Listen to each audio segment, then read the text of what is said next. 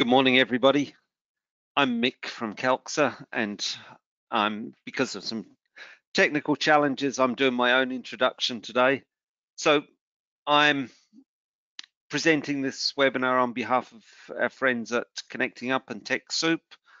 And what we're going to talk about today is inputs, outputs, outcomes, and impact, which sounds like quite a mouthful, but let's see if we can simplify things, clarify things, and work out what people are talking about when they use each of these words, and then look at some ideas on how to report on them, what data to collect, and go from there. So inputs are what we put into a project or program, and they can take many forms. And I guess traditionally, this is the information that you collect through your accounting system. It's what you spend money on. So it's the in the not-for-profit context, most of the time the biggest input we have to a project is people, because not much happens in the not-for-profit world that doesn't involve people doing something. So and generally I think somebody spending money on making that happen as well. And so the accounting records are a good first place to go to capture inputs. Which people worked on this project? How much did we pay them? Do we take just the base wage cost? Do we need all the add-ons like superannuation, KiwiSaver for those of you in New Zealand? Do we include things like annual leave accruals, those sort of things? And then there's also the administration inputs, the things that are the systems that are necessary to make something happen. And one of the challenges, from an accounting perspective sometimes, is working out how much of the general overhead costs you want to allocate to a particular project, how much of the administration staff, their time and energy gets counted towards that project. But then I think there's also the non-financial information. So we'll talk about this in a little bit more in detail in a moment, but somehow you need to capture that information as well. And then output is more about what you're actually doing. Generally, it's seen as the activities that you're doing, the services that you're offering. An outcome is more customer focused, or it's what does this change for the people that you're working with? Do they get better housing? Do they get better health? Those sort of things. And then impact takes a more long-term view and also a wider view. So sometimes it's the impact on your organization itself. Has a project improved the financial stability of your organization? But also the impact on the community. And community can be small, it can be local, or it can be larger. Has this project contributed to world peace, or reducing the impacts of climate change? Impact can be on that scale. So I think those are the things to consider. And I think one of the challenges is that we start with the things that are easy to measure, and generally inputs are relatively easy to measure because we control them. We know what people work on a particular project. Sometimes that gets tricky because, you know, somebody works 50% on one project and 20% on another and 30% on another and those sort of things. And it can take a fair amount of effort to precisely identify the inputs of one particular project. And, you know, I think there's always the question of how precise you need to be when you're measuring the inputs of or the outputs of a project. And, you know, what does it cost you to collect that information? And, you know, my rule of thumb has always been that, you know, you need to look at the value of the information, and if you can get 95% of it easily, that's better than spending days and weeks collecting 100% of it. So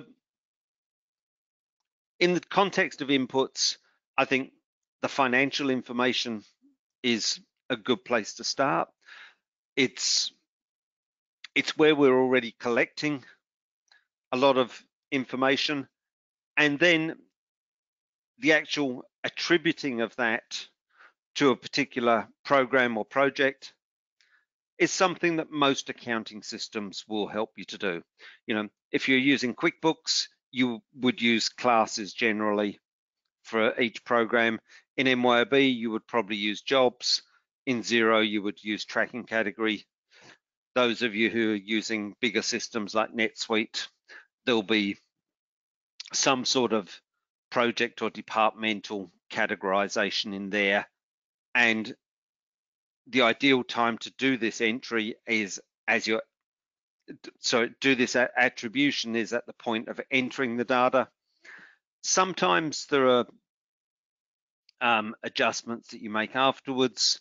Sometimes, especially with attributing labor inputs to a project, you don't always know until after the fact, or you may not gather all the information until afterwards on the precise allocation of different people to different parts of a project or for different projects. So you may then do some sort of journal allocation afterwards. You know, you may process the wages against a general project and then do an allocation afterwards to move part of the costs to particular projects.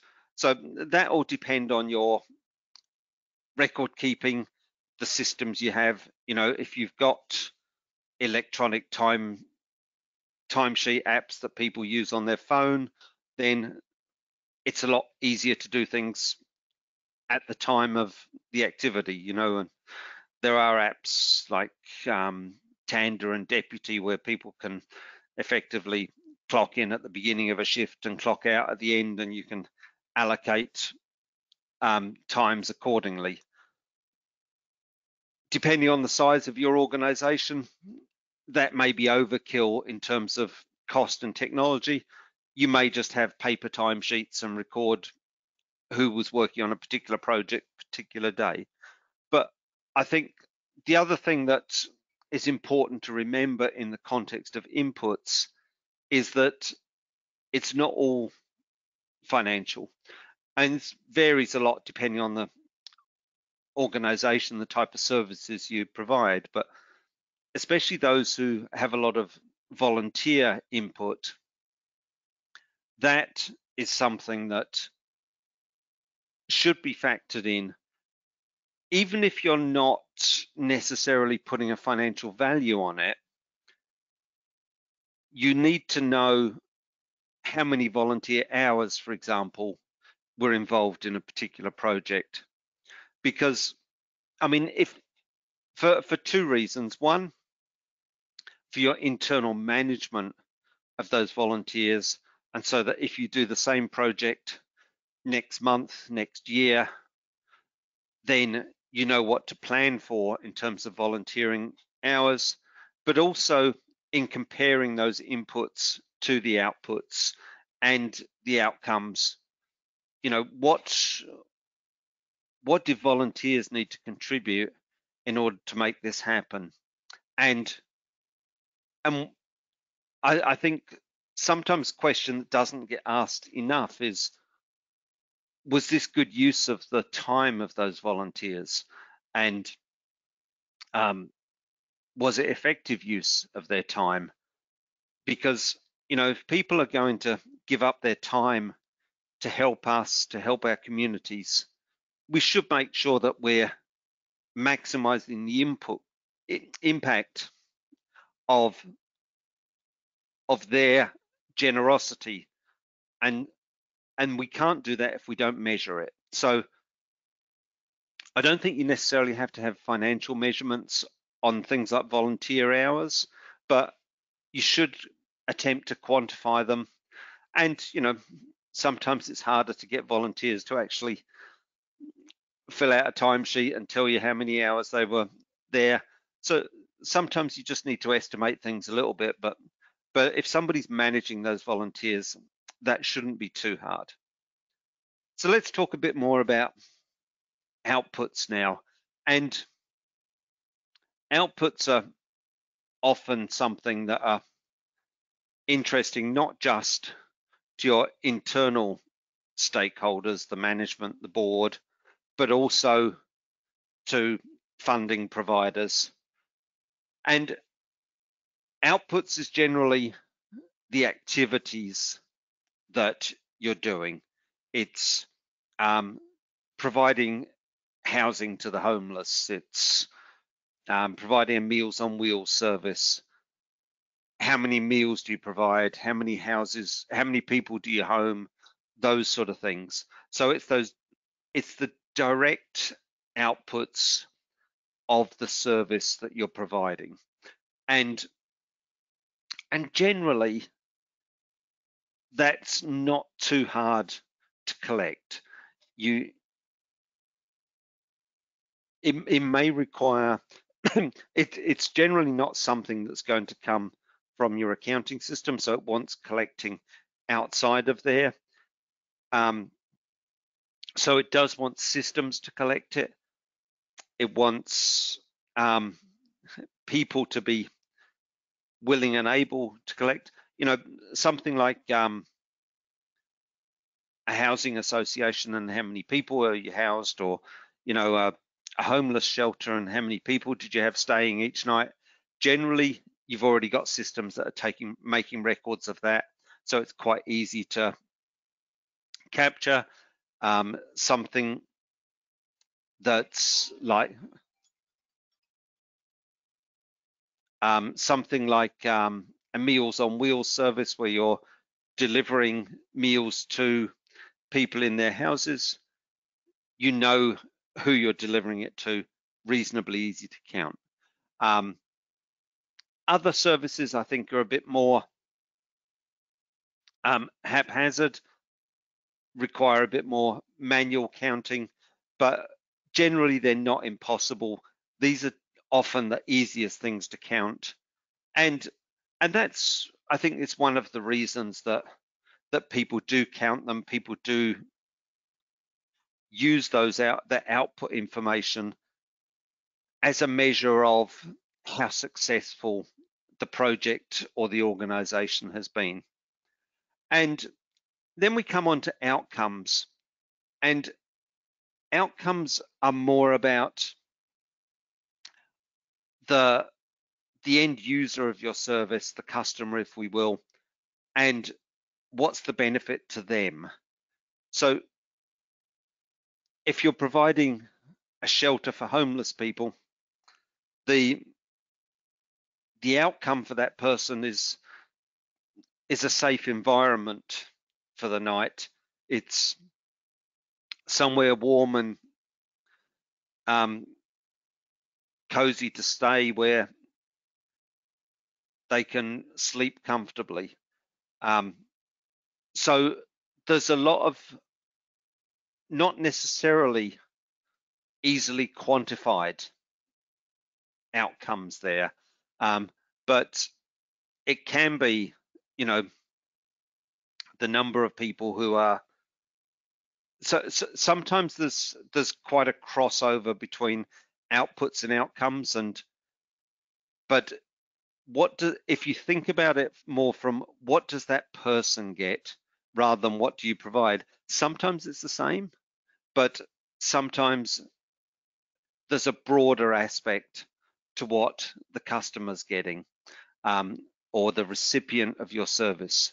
So think about it from them, and also what do they get from the continuation of that service over a period of time. So it can be quite easy to measure outcomes. Sometimes it can be harder depending on the type of service that you're offering. And sometimes you may want somebody outside the organization to measure that from surveys. Did people feel safe in your homeless shelter? Did they feel well fed from your Meals on Wheels service or whatever it is that you're offering? And that change in their perception and their lifestyle is one of the outcomes of your service. You're not providing this service just to deliver a certain number of meals. You're providing this service to make a difference to the outcome for that person. If somebody spends a week in your homeless shelter, does that then give them time and energy to go and find more permanent accommodation? And that's the outcome for them. And then, I think there are fuzzy lines sometimes between the outputs and the outcomes, and also I think even more so between those outcomes and the impacts. And the impact, we tend to look broader and maybe deeper as well, and take a longer term view of what the impact is. So, in the example of, the person who's spent a week in a homeless shelter, and that gives them time to then go and find some more permanent accommodation. The immediate outcome is they find a permanent home, but the impact of that can be much broader than just housing. It could be, the impact will affect their well-being, it will affect their ability to get a job, it will affect their ability to integrate into the world in a way that they possibly couldn't do when they were homeless and their time was consumed by thinking about where they were going to sleep and eat and those sort of things. So impact does take a longer term and a broader and deeper view of what happens to the person receiving the service, but also what happens to the wider community. Are there community benefits because fewer people are homeless? Do we have a more integrated, do we have a happier community because there are fewer people suffering in poverty because of the service that you're offering? And as I said earlier, what you're doing could have impacts locally, it could have impacts globally. If the impact of if you're renewables program that you've started off in your town provides an example to somebody else somewhere else who follows it, and somebody else in another country follows that example, the impact could potentially be global. And it's maybe an impact that you weren't aware of right at the beginning. And I think this is where measuring the impact of a program can be challenging. And it's not necessarily something that you can do in the short term. I think when we start on a program, we can think about the impacts that we want to achieve. And, this program could be our local effort to do something about climate change. And it's contributing to the impact that a whole mass of local efforts towards climate change contribute. And on its own, it may be small, but because there's many of those projects, the impact can be large. And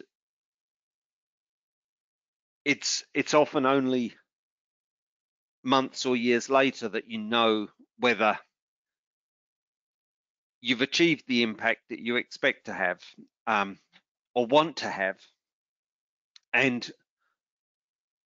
But I think being aware and thinking about those impacts becomes part of telling the story about why you're doing what you're doing.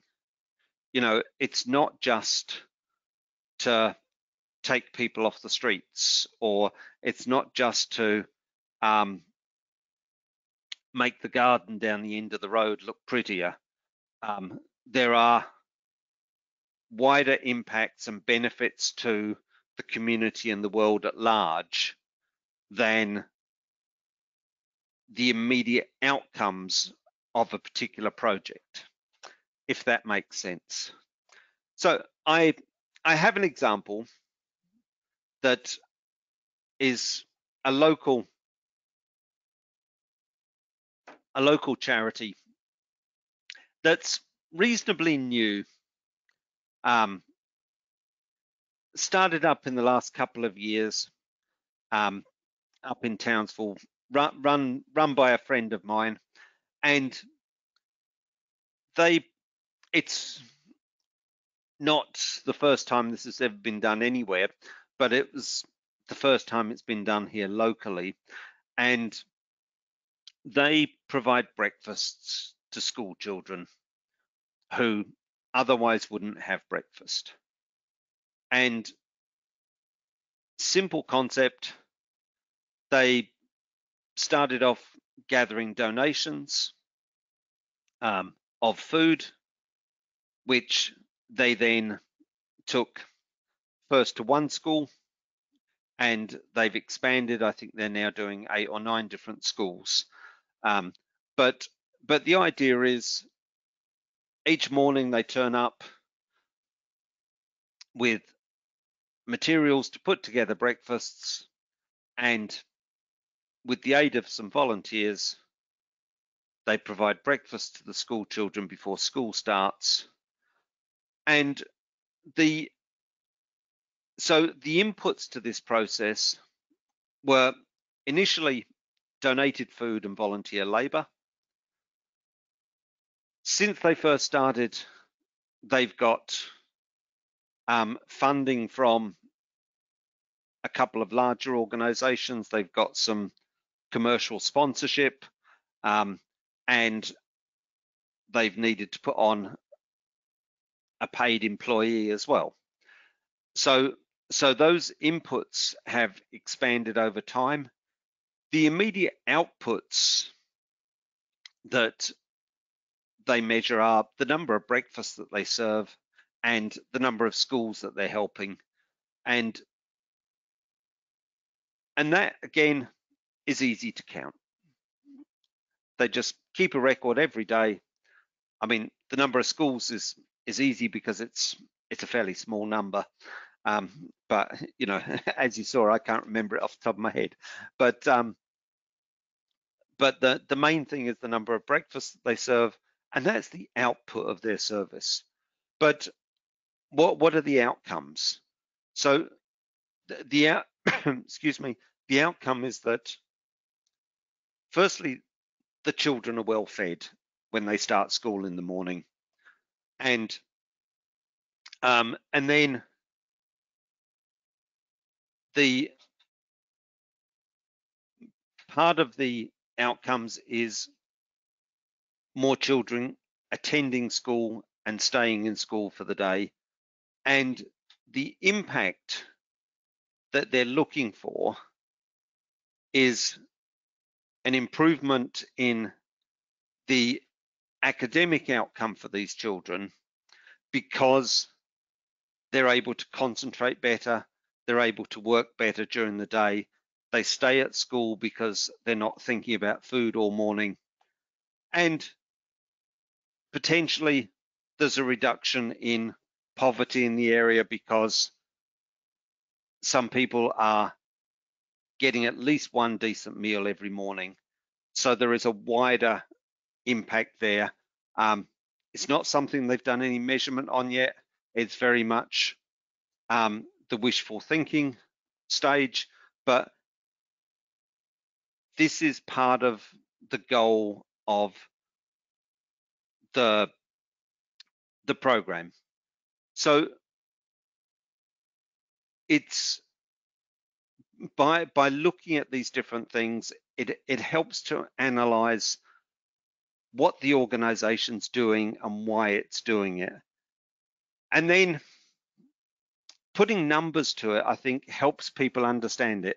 And I've just made up these numbers, but they're just the sort of things that people look at. You know, how many volunteer hours did we input? How many breakfasts did we serve? How did the attendance at school change? And the long-term impact, you know, is there less poverty? Are there less malnourished children? And this can apply to all sorts of organizations. And a few years ago, we had the opportunity to just grab some stats on our impact. For those of you who don't know, I run a business called Calc. So we provide a reporting app used widely by not-for-profits in Australia and New Zealand that connects to things like Xero, MYOB, QuickBooks, and tries to make the reporting process easier. And we've done a donation program since 2011 with Connecting Up and TechSoup, and also a discount for the bigger organizations. And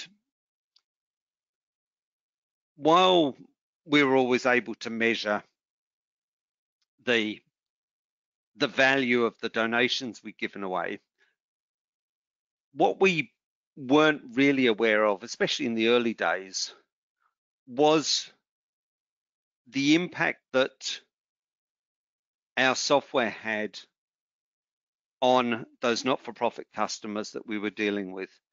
And the introduction of the ACNC helped us. I mean, not anymore because they've stopped asking the same questions, but back in the early days of the ACNC, for those of you in New Zealand, that's the Australian Charities Not-for-Profit Commission, similar to your charity services. But in the annual income statement, they used to ask a question about how much time you spend on reporting. And VCOS, the Victorian Council of Social Services, took that data, and from that came up with this calculation that in Victoria, the community sector charities were spending $23 million a year on reporting to government. And the basis of that, where's the numbers? So the basis of that was that large charities in New Zealand were spending 523 hours a year on reporting. Now, we thought that's interesting and took the same information from the same source, because you can look, or well, they used to provide a listing where you could look up the results for each organization. We identified the ones that were our customers and looked up how much time they were spending on reporting. And again, looking at just the large charities, organizations using Calxa were only taking 135 hours on average. So that's a 74% saving, or $25,000 a year per organization. So this wasn't some, we knew that people using our app were doing things more efficiently than doing it on a spreadsheet, but we hadn't any way to quantify that before. And this enabled us to look at that and think, okay, we are making a difference. Those not-for-profits that we're helping, they've got on average $25,000 a year now that they're not spending on providing reports to government. They're spending it on their core services, on other functionalities within the organization. So we're making a difference to those organizations, and through them, we're making a difference to the community, because they can do something useful with that 25,000 that they couldn't have done otherwise. So we gave ourselves a pat on the back for that, and thought that, is a good example of the impact that we were having on the not-for-profit sector, which was sort of intentional, but we never thought we'd be able to measure it, and so just in terms of measuring, I did say in the introduction to this that I would talk about measuring things and reporting on them. And I'm going to show you some examples in Calxa, but really it doesn't matter where you're collecting this information. Some of it will come from your accounting system, some of it you can collect in a spreadsheet. I'm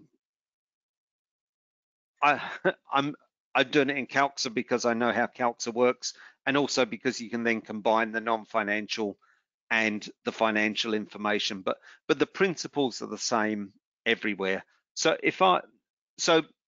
one of the things that thinking of the providing breakfast for schools example, and I don't have access to their account, so I've made things up here, but just to illustrate the point.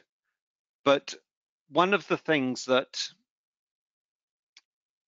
you sometimes want to include in your inputs is the value of donations. And so, because you want to look at the total cost of providing your service. So in this example, I've got some food that's purchased and also some donated food. And I think it's important to at least estimate the value of that donated food, because if you didn't have it, you'd be able to provide fewer outcomes. And if for some reason the donations dried up 1 year, 1 month, it could be, could be a pandemic, it could be a, a flood, it could be a cyclone, it could be anything. And, all of a sudden for 2 or 3 months, you don't have any donated food because everybody's busy just looking after themselves. If you don't know what the value of that donation is, you don't know what you need to pay to replace it with purchased food.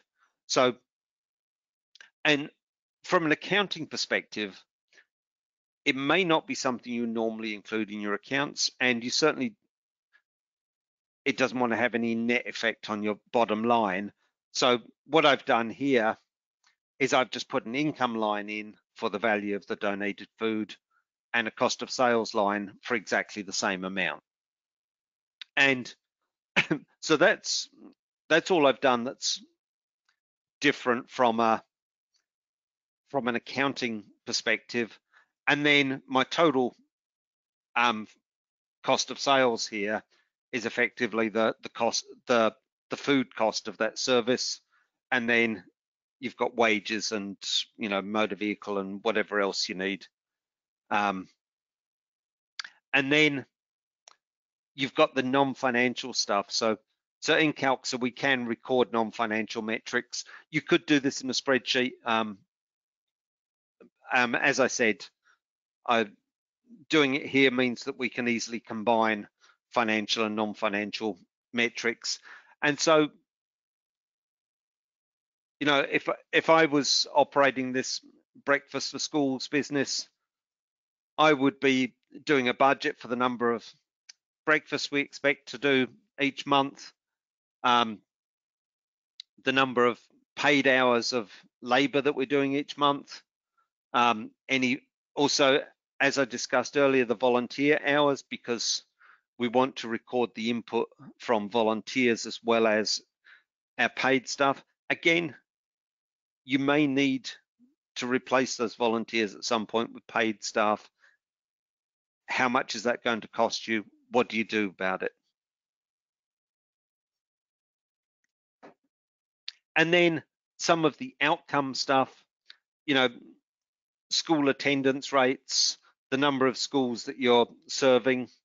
And then it's about putting together some reports, and I did prepare one earlier somewhere, and I just produced a bundle of reports here, just with some examples of the sort of things I'd be looking for if I was sitting on the board of this organization, and what I'd want to know about what's going into the program and what we're getting out of it.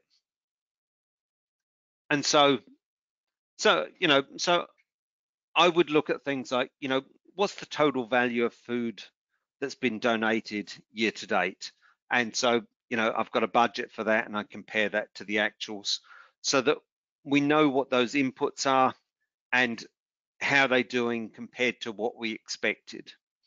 And with donations, especially because they can be variable and seasonal, sometimes looking at a year-to-date perspective makes more sense than looking at individual months. What are the income sources for this project? Where are we getting the inputs from? And that could be grants, it could be cash donations, it could be that donated food. These are all inputs to this program, and we need to know where they've come from so that we can track them, record them.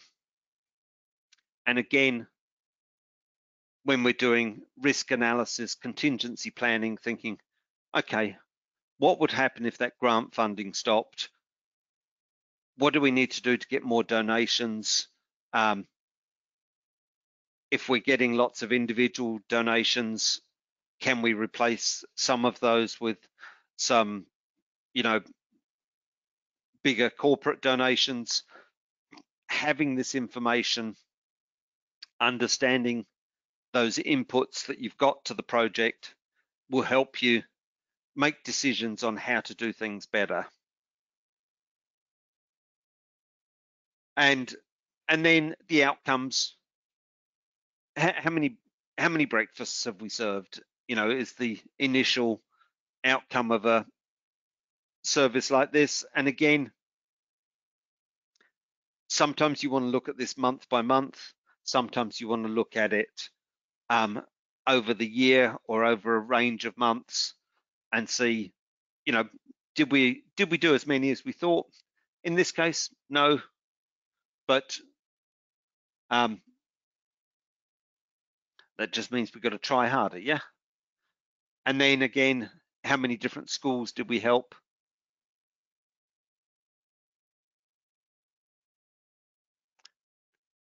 And then you can do things like, not just the raw numbers, but comparing them. What's the average number of breakfasts that we do per school, so that if another school comes along and talks to us, we've got some idea of what the likely inputs are that we would need to expand our current level in order to help them as well, and what funding we would need for that sort of thing. And then, as I said, combining that accounting information with the non-financial stuff does let you look at things like the cost per breakfast served, and maybe in the early days of this program, it's quite high because you're not very efficient in how you're doing things and you haven't got the mix right. But as time goes by, you learn, you do things better, and you improve how you do things. Hopefully, we all try and improve how we do things, don't we? But having that information, and really that's helping you analyze those outcomes. Outputs. See, it's easy to get mixed up with these words. And then attendance rates, which is one of the outcomes that we wanted, looking at the attendance of children in school. And, in this case, this is something you would want some feedback from the school. Does it make a difference? If you start off from the initial hypothesis, if we've read research from elsewhere in the world that if you feed children breakfast in the morning, they're more likely to attend school, more likely to stay at school. Does it work in this situation? Does it work in our schools for these children? And it may or may not. You don't know until you measure it afterwards. And again, I think we come back to the importance of measuring things.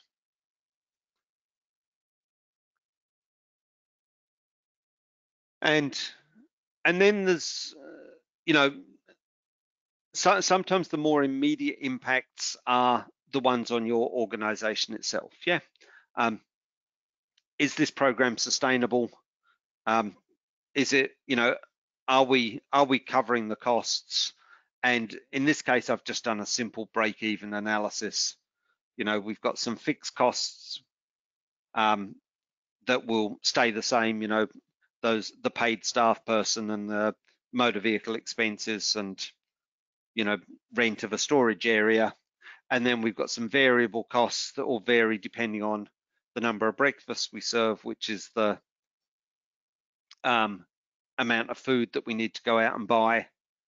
And the revenue, in most cases in this example, would be fairly dependent on grant funding, sponsorship, donations. But over the last few months, we can say, okay, it was higher than our total costs. This is the minimum that we needed to bring in. This is what we brought in. We're fine, we're comfortable. But then looking forward, you want to look at the cash flow impact of this program and the budgeted plans. What are we expecting to bring in terms of income? What are our costs likely to be? And while it starts off okay over the next few months, there's a steady decline in the first half of next year there that if I was on the board, I wouldn't be panicking about, but I'd be a little bit concerned and say, do we need to go out and seek more donations? Do we need to look at how we're doing things? Do we need a few more volunteers? Those sort of things. But it's having that information and, the impact on your own organization. If that line continued, the ultimate impact would be we'd all fall in a heap and be closing the doors. And we all want to avoid that. But the impact on the world at large, we might say it's too soon to tell yet, and early days of the program. So hopefully that gives you some idea of what people mean when they talk about inputs and outputs and outcomes and impacts. And I hope I didn't get too confused myself when I was stumbling over my words occasionally. But does anybody have any questions? You can type them in the chat box. We've got a few minutes to go, so happy to answer questions on whatever you need.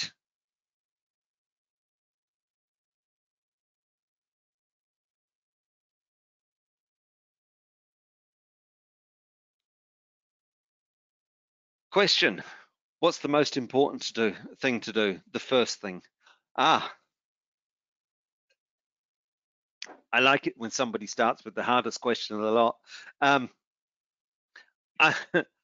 I think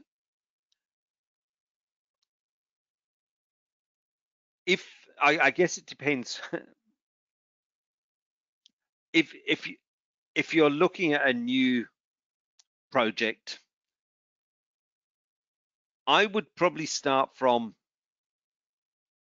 I would probably start backwards in what we've discussed today and think about what's the impact we want from this program, and then from there excuse me, what are the outcomes that we want for it, for the people that we're dealing with, and in order to achieve those outcomes, what outputs do we need to produce?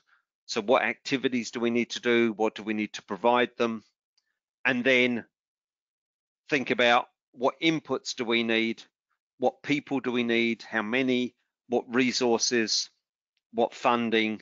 In order to produce those outputs that will then produce the outcomes. I hope that answers your question, but that's where I would start from.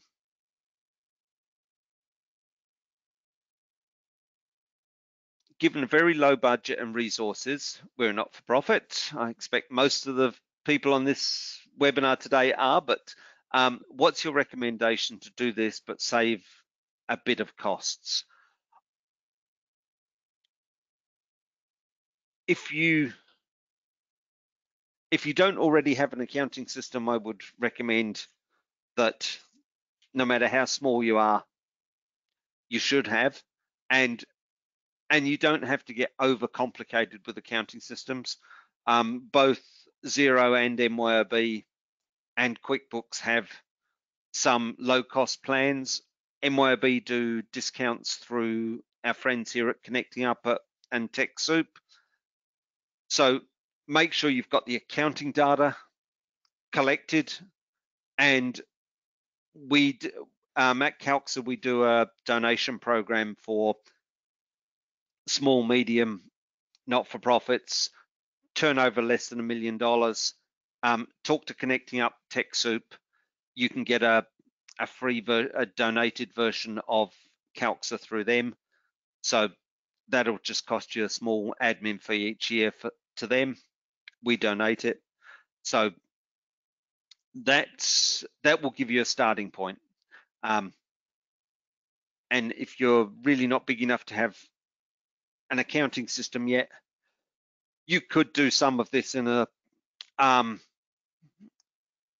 in a free Google Sheets or a $7 a month Office 365 spreadsheet. But I suggest, just from an accountability and auditing perspective, you wouldn't want to do that for very long. Might be okay to start with, but it'll get it'll get hard, and B, in the world of not-for-profits, we're dealing with other people's money. We need to be accountable for it. How do you ensure impacts are related to your activities and not the result of an external event you may not even know about? I think the short answer to that one is that you don't know. I think impacts are the most challenging to measure. I mean, some some things may be quite obvious,